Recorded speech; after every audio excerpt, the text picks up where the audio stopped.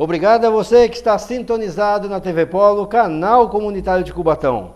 Estamos começando mais um Papo na Polo, o nosso já tradicional programa de entrevistas. Bem, o país está aí com uma presidência nova, uma conjuntura política nova, uma esperança renovada para uns, né, uma decepção para outros, e é assim que nós caminhamos. Então, esta semana, nós convidamos aqui um político experiente da nossa cidade para conversar com a gente, saber um pouquinho das opiniões dele, o que a gente pode esperar desse novo momento do nosso país.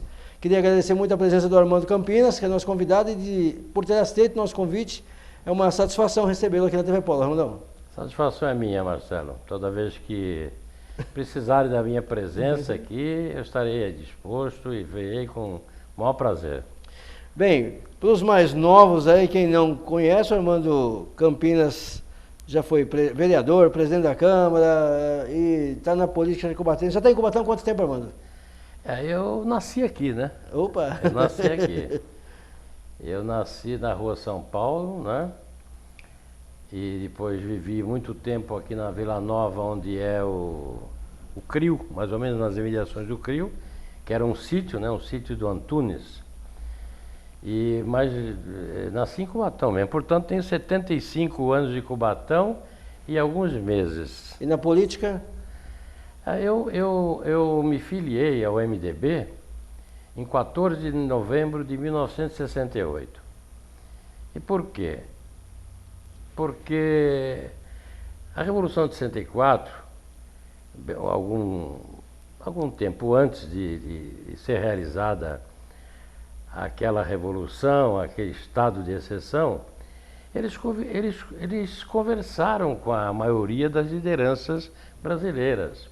Uma delas foi Juscelino Kubitschek, né, que eu sempre tive ele na conta de um dos maiores estadistas que o Brasil já teve.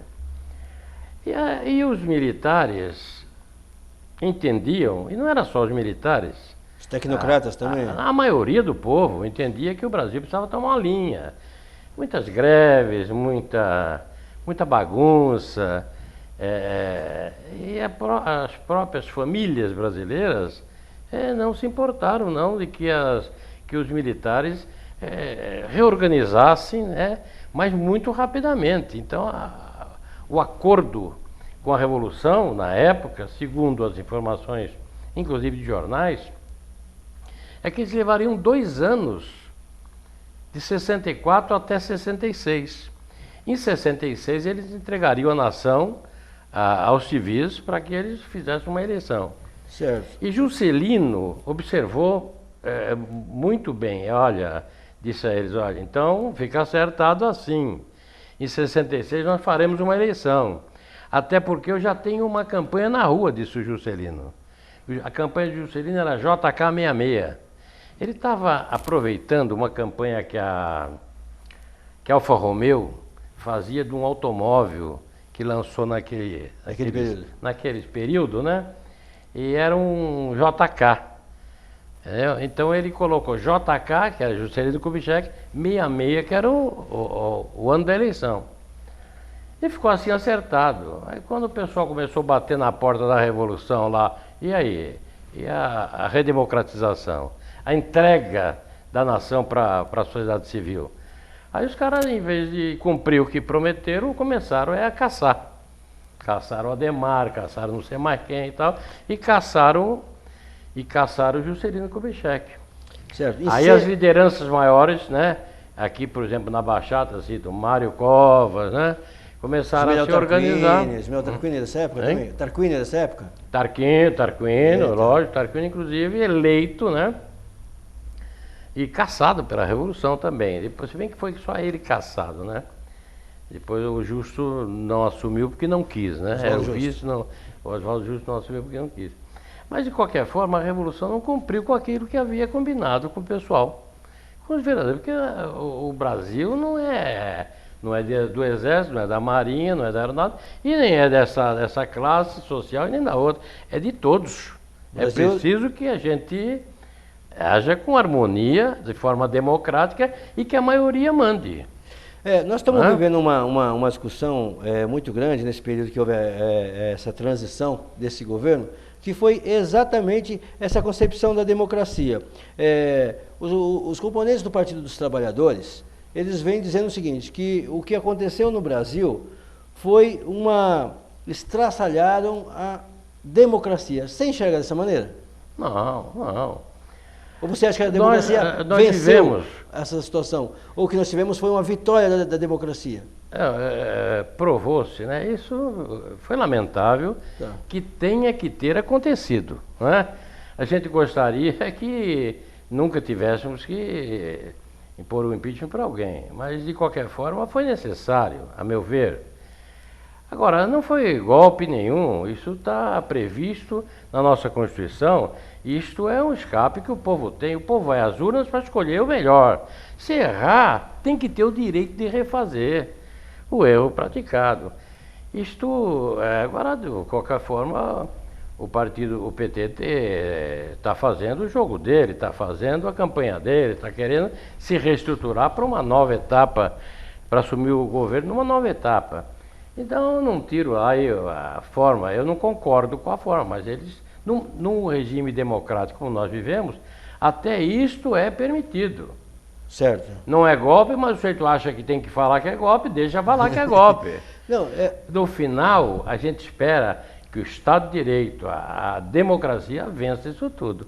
Então, é interessante exatamente... Agora, eu só queria fazer uma parte aqui. Vamos lá. Você me perguntou antes. Eu queria dizer o seguinte, olha, o que aconteceu foi que a gente percebeu que as nossas instituições estão efetivamente alicerçadas. Aí sim, então. Elas realmente existem, estão funcionando, tanto é que está aí. Agora, eu posso te dizer também, eu não acho que isso vai resolver o problema, viu, Marcelo? Entendi. O que resolve o problema seriam as eleições amplas, gerais, diretas, né? Então, nesse assunto eu vou te perguntar daqui a pouco, mas é exatamente isso. A gente acaba conceituando a democracia exatamente quando a gente tem a plena operação das nossas instituições, que foram todas as horas provocadas, chamadas a se manifestar e acabaram vencendo uma opinião, um caso de maneira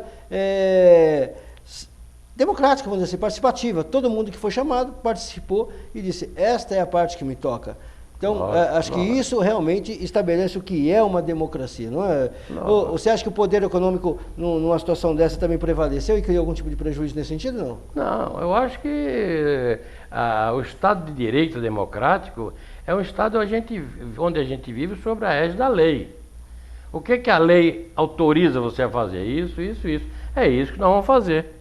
É opção nossa fazermos. Nós não precisávamos praticar imposto o impeachment para presidente Dilma.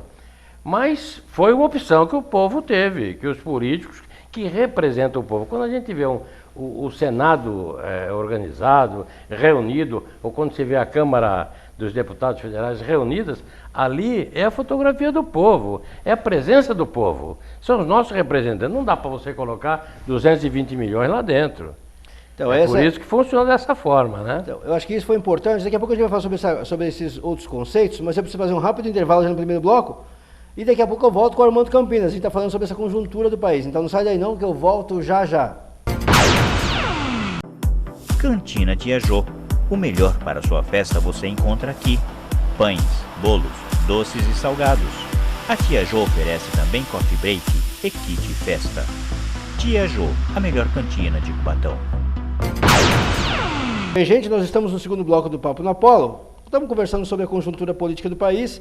Nosso convidado é o Armando Campinas, está falando um pouquinho para nós. No primeiro bloco já contou um pouquinho da experiência que ele teve no início da sua carreira política, né? Ela já entrou na política dentro de um estado, de um regime de exceção, período da ditadura militar, e depois veio se estendendo e acompanhando todo esse processo democrático. E eu acho que aqui em Cubatão, Armando, nós tivemos um problema também, porque era uma área de segurança nacional também, as coisas demoraram um pouquinho mais para acontecer. E você, na realidade, participou também na época de um movimento que foi importante para se restabelecer a democracia aqui na cidade. Uma certa ocasião, quando a redemocratização, quando se retornou, quando fizemos 35 anos do retorno da nossa autonomia política, eu fui até visitado para ir na OAB, fui convidado para ir à OAB e lá fizeram algumas perguntas, fizemos uma reunião, acabei fazendo uma palestra lá junto com os companheiros. Mas um pouco antes, um jornalista da Tribuna me perguntava quando é que a luta em prol do retorno da nossa autonomia política começou, quando teve início a vossa luta para retornar à nossa autonomia política. Eu disse para ele assim, olha, antes da perda da autonomia, bem antes da perda da autonomia. Você entendeu? Como é que vocês brigaram por uma coisa que vocês ainda tinham, né? Sim. Mas aconteceu assim mesmo. Nós tínhamos uma liderança aqui muito forte, que era o Zé Edgar da Silva, o doutor José Edgar. Sim. Você deve ter lembrança dele. E nós aqui juntamos um pessoal. Eu presidi o MDB naquela época. Nós juntamos um pessoal O aqui. MDB, para quem não sabe, na realidade é o pai do PMDB. É a origem do PMDB. Que na época eu nem chamava de partido, eu chamava de um movimento, que era o Movimento Democrático Brasileiro, né? Eu sempre achei que o MDB não era um partido, até porque reunia tudo quanto era contra a Revolução, né? De lá foi tirado o PP, foi tirado o PT, foi tirado o PCB, Naquela todos época... os PCB, enfim. A gente chamava até de saco de gato, porque efetivamente reunimos todos os brasileiros que não suportavam, que não concordavam com a Era quase um Revolução regime bipartidário, né? Era Exatamente. quase um regime bipartidário, tinha 2 partidos. Mas nós fazíamos o jogo, né? Aquele regime, por exemplo, se a Revolução não tem 2 partidos aqui dentro, ela não podia justificar lá no exterior que era democracia. Porque ele chamava o Brasil naquela época de um regime democrático. O Brasil vive um regime democrático. Esse era o conceito que se fazia aqui dentro e lá fora. Mas por quê?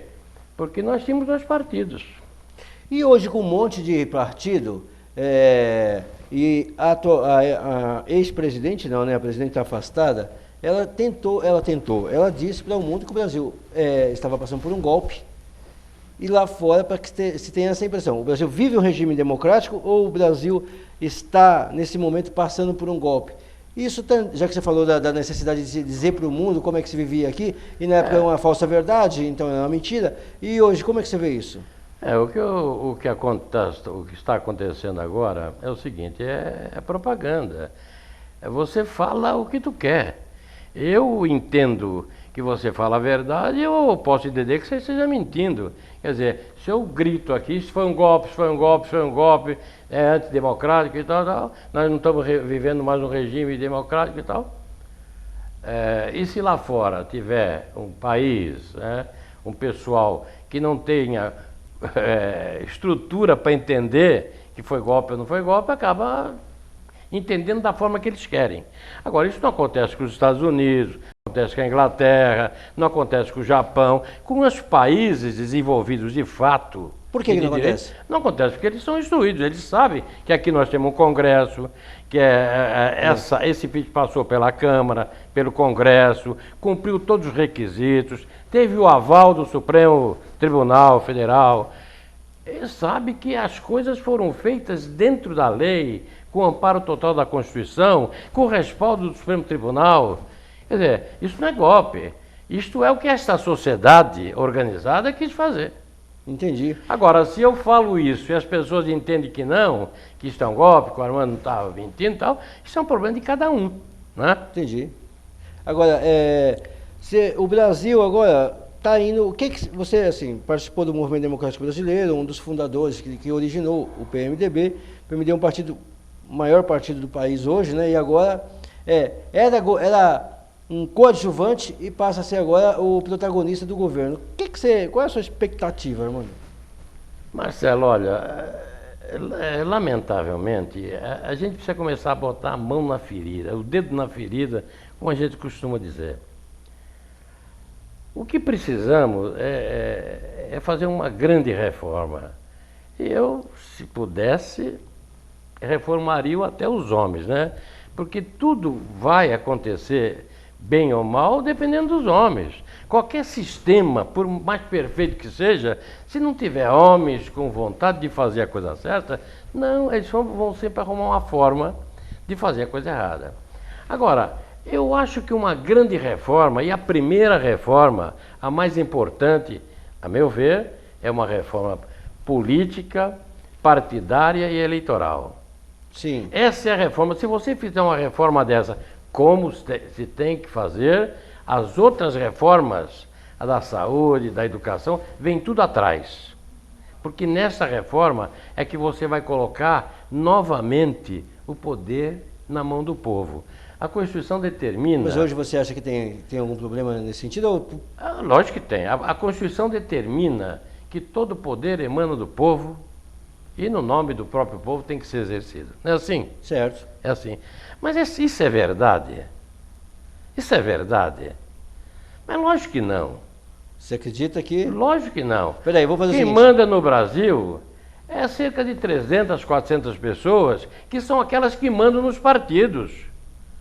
Certo? Certo. Aqui no Brasil você vota, como lá tinha uma piada portuguesa, até que dizia assim, olha, você pode casar desde que seja camaria. Então os partidos aqui é que fazem as coisas funcionarem. E tem mais uma coisa, há muito pouco tempo, os partidos aqui no Brasil queriam enfiar a lista partidária. Nós vamos falar sobre esse modelo, Armando. E ainda ficar pior do que está. Então, esse modelo que, nesse período político agora, nós ouvimos várias coisas, novas eleições, mudança para o parlamentarismo, enfim, modelo político. O Armando vai falar um pouquinho também daqui a pouco, no próximo bloco, sobre o que ele presenciou lá fora. Ele é português, votou lá em Portugal também. Não. Sou português. Não, ele é brasileiro. Sou dupla cidadania. É duplo cidadania. Sou brasileiro antes e depois português. Né? Então ele vai explicar isso para nós daqui a pouquinho. A gente vai para um rápido intervalo e volta já já. ABS Imóveis. Temos excelência no que fazemos para você realizar o melhor negócio. Nós temos a melhor solução para você alugar ou comprar um imóvel. ABS Imóveis. ABS Imóveis. Bem, gente, nós estamos no terceiro bloco do Papo na Polo. Você já sabe, o nosso convidado é o Armando Campinas. A gente está falando sobre essas conjunturas políticas todas, sobre esse novo Brasil, sobre essa esperança que o Brasil tem de dias melhores, né? Final do segundo bloco, o Armando falou para mim que ele tem dupla cidadania e os modelos que existem são diferentes. Antigamente você falou de que em Portugal que tem uma lista, o pessoal monta uma chapa... Portugal ainda se vota com lista lá, né? Aqui no Brasil, há muito pouco tempo, começaram a comentar sobre a implantação da lista partidária. O que é a lista partidária? Os partidos fazem uma lista, colocam quem eles querem lá na cabeça, não é? E fazem aquela lista completa. Todos os eleitores votam na lista. Se tiver um cara que ele não gosta, ele elege o cara do mesmo jeito. Elege o lá de cima, começa a eleger o lá da ponta, lá em cima, entendeu? Então vamos supor, um sujeito que não tem conhecimento nenhum, que não tem nenhum afeto popular, se coloca lá em cima. O irmão do presidente, o filho do presidente, a noiva do presidente, entendeu? Do partido, se coloca lá em cima. E depois o resto é escada para eleger aquele. Está errado. Eu acho até que está errado a gente eleger, dentro do coeficiente eleitoral, até neste partido, uma pessoa que tem menos voto, em detrimento de uma outra pessoa no outro partido que teve mais votos. A população quis aquele, portanto votou mais naquele. Como é que se elege este com menos votos? Vou dar um exemplo para vocês. Em 1900 e qualquer coisa, que também não posso lembrar de tudo, nós fizemos 9 vereadores. O MDB fez 9 vereadores em Cubatão. Eu tive até a honra, eu e o Gino, né? O Gino teve 70 votos mais que eu, nós fomos os dois mais votados, com quase 2.000 votos cada um, e elegemos uma série de vereadores. Então nós tivemos um eleito, acho que foi o Francisco Trombino, que nós elegemos com 250 votos. Foi o nosso último colocado, que foi trazido no coeficiente eleitoral da nossa legenda. Em compensação, o PTB tinha um, que era o irmão do Edgar, Flávio Silva, que teve 875 votos e não foi eleito.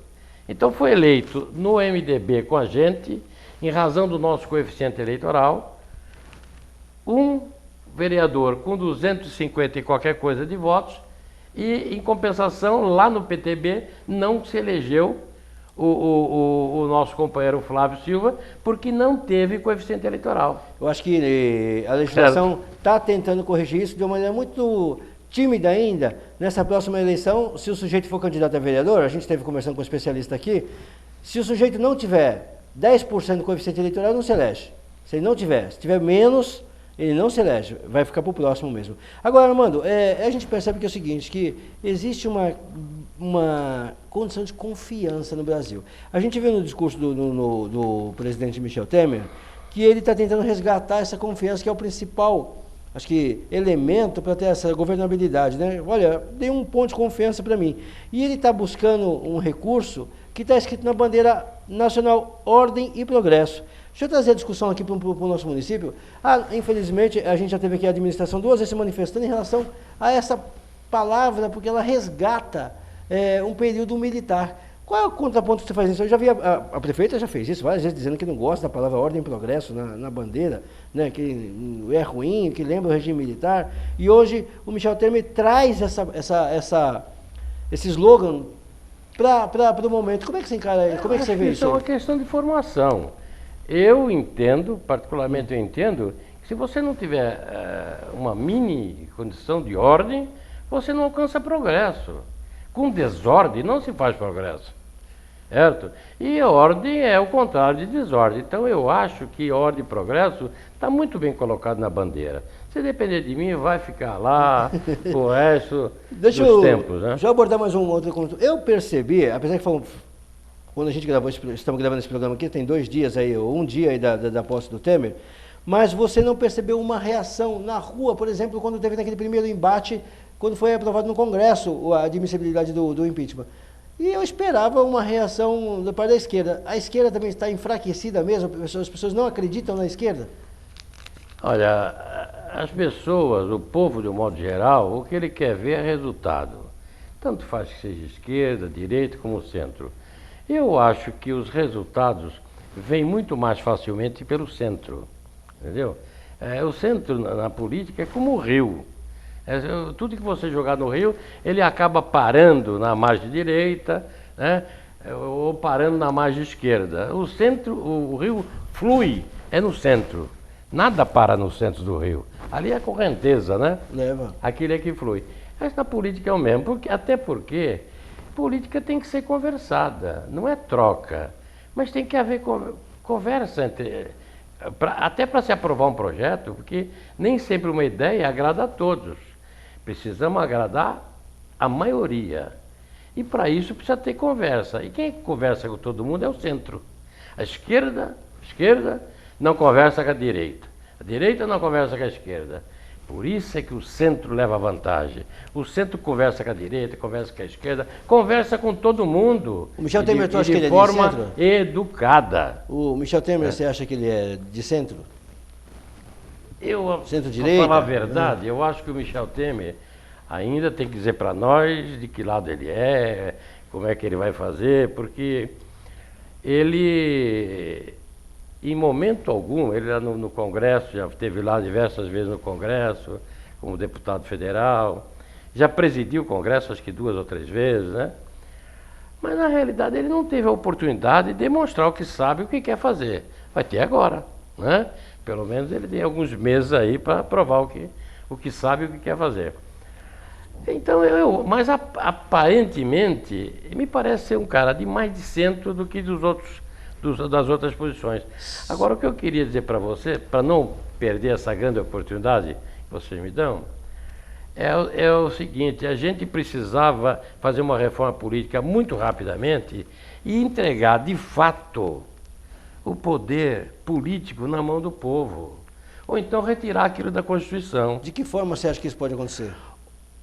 Porque, primeiro, eu acho que nessa reforma política tem que ter uma brecha para a gente fazer as candidaturas independentes. Por que precisa ser candidato só dentro do partido? Por que as pessoas, pode ter pessoas muito bem intencionadas, com muita condição, de não gostar de nenhuma cartilha partidária. E nós estamos desperdiçando essas pessoas. Então, as candidaturas independentes.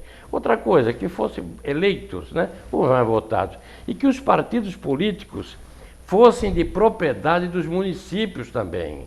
Por exemplo, eu vou lhe dar um exemplo. Aqui no município, todos os partidos aqui, até aqueles que são diretórios já, que não são só a comissão Sim. provisória, eles são destituídos pelo diretório regional ou nacional a qualquer momento.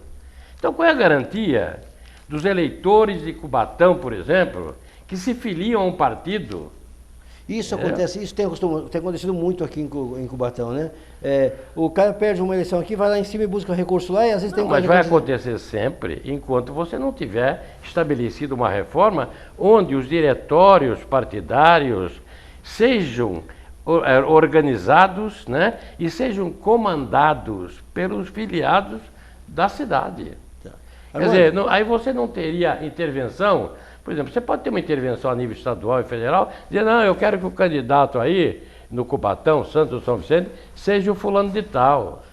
Olha, você me lembrou de agora de uma Mas história? pode ser que nós não queremos esse cara. O Armando me lembrou de uma história agora que não dá tempo da gente contar. Que, às vezes, eu não sei se foi o Armando mesmo, quando a gente estava também revendo essa questão dos 35 anos de autonomia, que foi mais ou menos assim que nós tivemos um prefeito.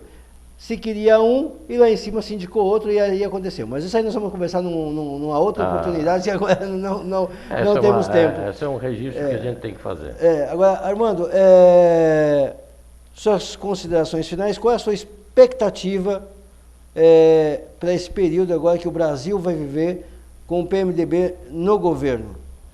E também o que esperar da oposição nesse momento? Bom, uma parte do discurso do Temer que eu gostei foi aquela da União Nacional. Né? Você está vendo agora o Aécio também falar na União Nacional. Eu gostaria que todos se unissem para a gente reestruturar a nação. É preciso reestruturar a nação. E era preciso até que o próprio PT também entendesse isso, né? A gente precisava reestruturar a nação e era preciso também que esse pessoal, porque nós não podemos deixar que a reforma política, eleitoral e partidária seja feita por deputados. Por esses deputados. Mas vamos fazer como? Porque não adianta você mandar remendar o galinheiro, o lobo. Isso tem que ser feito pela sociedade, elegendo. Nós não fizemos uma Constituição elegendo os constituintes, se bem que nós elegemos constituintes para fazer a nossa Constituição e depois eles continuaram deputados. Mas tínhamos que fazer uma eleição agora, eleger pessoas da sociedade para fazer uma reforma política, eleitoral e partidária no Brasil e podemos ampliar também outras reformas. Mas bastava essa, na minha opinião, com pessoas da sociedade que fossem eleitas só para isso e que tivessem proibidas de se reelegerem a qualquer cargo depois dessa missão. Um modelo novo que acho que pode dar resultado. Começou a ser uma comissão que ia propor essa reforma, e aí eu entendi o que o Armando está falando. De repente o deputado é lógico, vai ter sempre deixar brecha da mudança. Armando, queria agradecer muito a sua presença aqui, por ter vindo para nós, participar dessa conversa. Muito bom te receber e obrigado pela sua presença. Eu é que agradeço, Marcelo, em qualquer hora e momento que você precisar da minha presença, estarei com satisfação aqui. É isso aí, gente. Eu espero que vocês tenham gostado desta edição. Estamos aqui tentando conversar sempre sobre democracia, né? E sobre a nossa cidade. Então, até a próxima edição do Papo na Polo. A gente fica por aqui. Tchau, tchau, gente.